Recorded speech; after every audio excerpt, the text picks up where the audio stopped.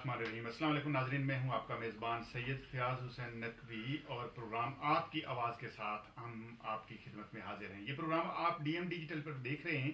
और हम आपकी खिदमत में बहुत से ऐसे प्रोग्राम पेश करते हैं कि जिससे आपके इल्म नॉलेज में इजाफा होता है। और हमारी हमेशा ये कोशिश रही है कि मुख्तलिफ मौज़ूआत पर हम गुफ्तगू करते हैं।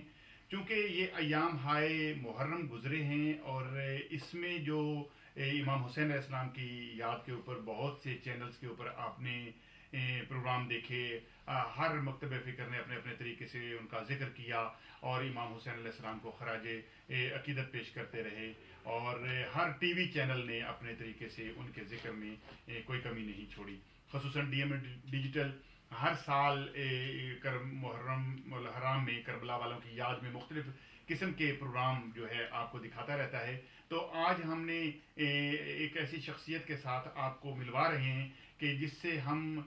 करबला की यादें, इस्लाम की यादें, दीन की यादें और नवासे रसूल अकरम सल्लल्लाहु अलैहि वसल्लम की यादों को दोबारा थोड़ा सा ताज़ा करते हैं कि ये वाक़या क्यों पेश आया, इसके अगराज़ व मकासद क्या थे और ये किस लिए हमारे लिए एक बायस राहबरी रखता है, यह एक दर्स की सी अहमियत रखता है। और कौन से इमाम हुसैन अलैहिस्सलाम ने इतनी बड़ी कुर्बानी दी और क्यों उस कुर्बानी के जो क्या फ़वाइद हुए दीन इस्लाम पर, उस कुर्बानी के कितने यानी कि असरात हैं और आज का मुसलमान उससे क्या सीख रहा है, ये हमारा मकसद है। हमारे साथ आज जो एक बहुत बड़ी शख्सियत हमारे साथ हैं उनका तारफ़ करवाते हैं, जनाब हाफिज़ मोहम्मद अकीलुल कादरी जलाली साहब। अस्सलाम वालेकुम। हम खैर मकदम करते हैं आपका और सबसे पहले तो शुक्रिया कि आप तशरीफ़ लाए। मेरा पहला सवाल है कि ये इमाम हुसैन अलैहिस्सलाम की क्या कुर्बानी देना कोई ज़रूरी हो गया था और इतना बड़ा मार्का करबला ये क्या क्यों ऐसा पेश आया वाक़या? बिस्मिल्लाहिर्रहमानिर्रहीम। बहुत शुक्रिया मुअज़्ज़ज़ फ़याज़ शाह साहब आपका, आपने अपने प्रोग्राम में आकर को दावत दी और आकर हाज़िर खिदमत है। आपका ये सवाल कि आखिर करबला में इमाम अली मुकाम इमाम हुसैन रज़ी अल्लाह ताला अन्हु ने कौन सी ऐसी कुर्बानी दी है कि जिसकी वजह से हम लोग ये बात कहते हैं और तमाम आलम इस्लाम में ये बात मौजूद है कि जो भी नबी पाक सल्लल्लाहु अलैहि वसल्लम का कलमा शरीफ पढ़ने वाला है, नबी पाक सल्लल्लाहु अलैहि वसल्लम की जुल्फ़ों का असीर है, उसको ये बात कहनी पड़ती है और माननी पड़ती है कि पूरी इंसानी तारीख़ में जो कुर्बानी इमाम अली मुकाम इमाम हुसैन रज़ी अल्लाह ताला अन्हु ने करबला के मैदान में पेश की, अपनी तरफ से, अपने बच्चों की तरफ से, ऐसी कुर्बानी, ऐसा वाक़या पूरी इंसानी तारीख़ में नहीं मिलता। आखिर वो क्या बात थी जिसकी पादाश में, जिसकी वजह से ये सारा वाक़या रूनुमा हुआ और इतनी बड़ी कुर्बानी कि जिस हस्ती ने 90 लाख को कलमा पढ़ाया, वो शेखुल हिंद हज़रत शेख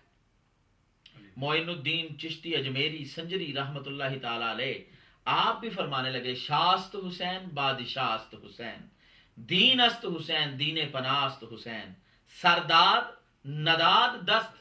दर दस्ते यजीद हक्का के बिनाए ला इलास्त हुसैन। के इतना बड़ा खराज अकीदत और खराज तहसीन जो है ऐसी हस्ती ने पेश किया जिसने 90 लाख को कलमा पढ़ाया। तो पता ये चलता है कि इमाम अली मुकाम इमाम हुसैन रज़ी अल्लाह ताला अन्हु ने वाकई कोई बड़ी कुर्बानी पेश की है। अब हम आपकी ज़िंदगी को देखें और उस दौर को अगर देखें कि उस दौर में आखिर क्या वजह थी कि इमाम अली मुकाम इमाम हुसैन रज़ी अल्लाह ताला अन्हु ने ये कुर्बानी पेश की।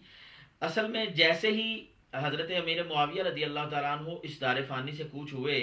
यजीद तख्त नशीन हुआ, तो तख्त नशीन होते ही यजीद ने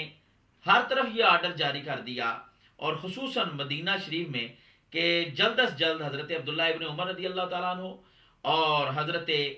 इमाम अली मुकाम इमाम हुसैन रज़ी अल्लाह ताला अन्हु और हज़रत अब्दुल्ला इब्न ज़ुबैर रज़ी अल्लाह ताला अन्हु, इन तीनों शख्सियात से बैत ली जाए। और वलीद जो था, जो मदीने का गवर्नर था, जब उसको ये हुक्मनामा मिला, उसने मिरवान को बुलाया और उससे पूछा कि क्या किया जाए। तो उसने कहा तीनों को बुलाओ, बैत लो, अगर करते हैं तो ठीक है, नहीं करते तो मार डालो। और इमाम अली मुकाम इमाम हुसैन रज़ी अल्लाह ताला अन्हु, आप यजीद की बैत इसलिए नहीं करना चाहते थे और आपने इसलिए नहीं की क्योंकि आप जानते थे कि लोगों की निगाह में ये बात रोज़े रोशन की तरह अया है कि जो खलीफा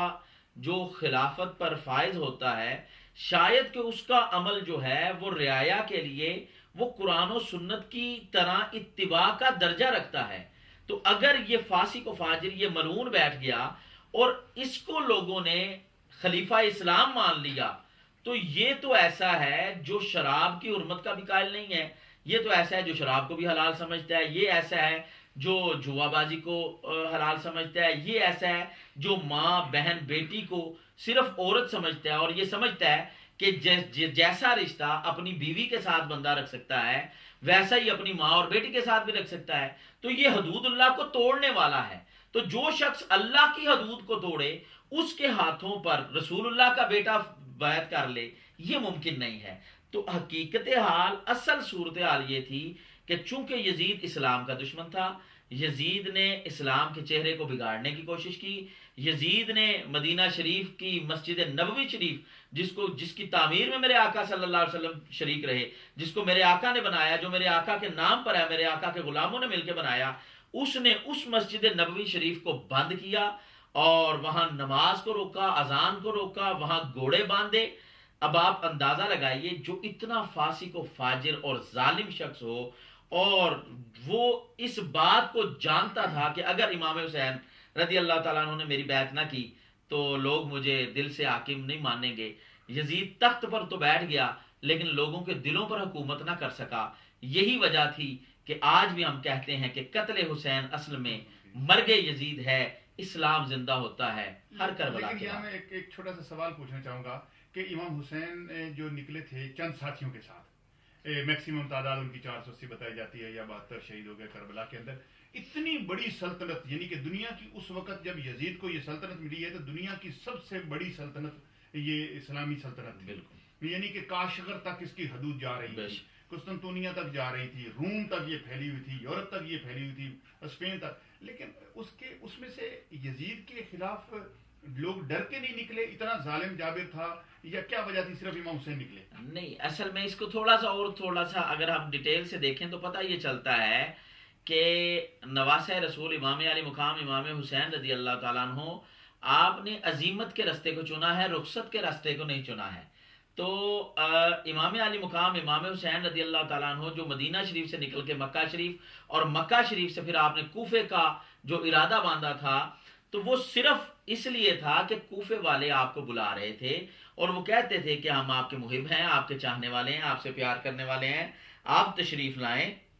ہم آپ کی بیعت کریں گے، آپ کے مرید ہوں گے، ہم آپ کے بابا جان سے پیار کرنے والے ہیں، ان سے محبت کرنے والے ہیں، آپ یہاں تشریف لے آئے تو ہم یزید کی بیعت کا انکار کر دیں گے اور یزید کو ہم نہیں خلیفہ مانیں گے اور امیر المومنین اور کچھ بھی نہیں مانیں گے، ہم آپ کو امیر المومنین سمجھتے ہیں اور مانتے ہیں، آپ تشریف لائیے، اگر آج آپ نہ آئے تو کل قیامت والے دن آپ کے نانا کو ہم شکایت لگائیں گے. تو امام حسین لڑنے کے لیے تو گئے ہی نہیں. امام حسین رضی اللہ تعالیٰ عنہ تو ان کے بلاوے پر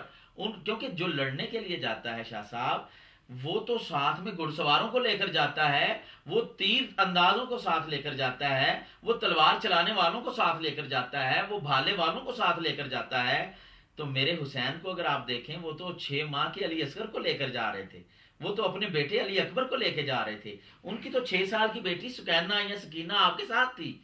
وہ تو اپنی ازواج کو ساتھ لے کر جا رہے تھے، وہ تو اپنے چاہنے والوں کو، وہ تو انہوں محمد کو ساتھ لے کر جا رہے تھے، وہ تو حضرت قاسم کو لے کر ساتھ جا رہے تھے. تو یہ بھی ایک لوگوں کے ذہنوں میں ایک خلفشار ہے کہ شاید کہ انہوں نے نعوذ باللہ، میں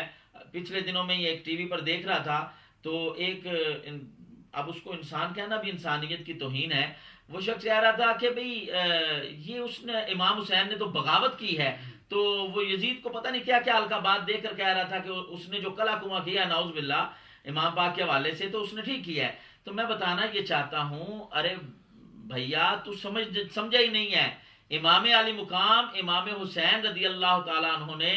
آپ نے حق کا عالم بلند کیا ہے. امام علی مقام امام حسین رضی اللہ تعالیٰ عنہ نے پوری دنیا میں اس وقت آپ ابھی فرما رہے ہیں کہ اتنی بڑی سلطنت، دنیا کی سب سے بڑی اسلامی سلطنت اس ٹائم موجود تھی جس کی حدود یورپ تک ہیں، کاشغر تک تھی، لیکن سب نے رخصت پر عمل کیا ہے، میرے امام پاک نے عزیمت پر عمل کیا ہے. اور میں قربان جاؤں امام علی مقام امام حسین رضی اللہ تعالیٰ عنہ کی ہستی پر کہ آپ جب کربلا معلیٰ شریف میں تشریف لائے ہیں اور آپ کا حصار کر لیا گیا، آپ کو وہاں پر محصور کر لیا گیا، تب بھی جب پہلے خیمے آپ نے باندھے تو آپ بالکل دریا کے کنارے پر تھے، لیکن پھر آپ نے حضرت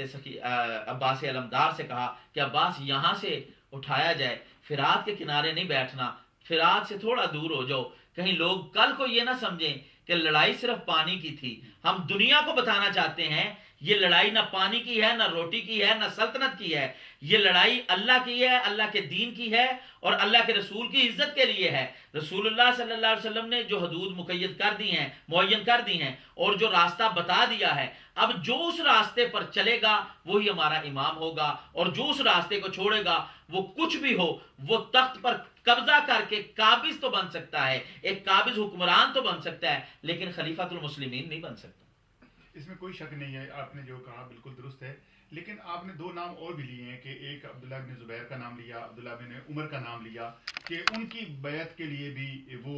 چاہتا تھا کہ اس کی بیعت کی جائے، یزید کی بیعت کری۔ تو کیا آپ یہ بتائیں گے یہاں پر کہ انہوں نے کیا بیعت کی، یا انہوں نے بھی امام حسین علیہ السلام کی طرح ایک خروج کیا، یا وہ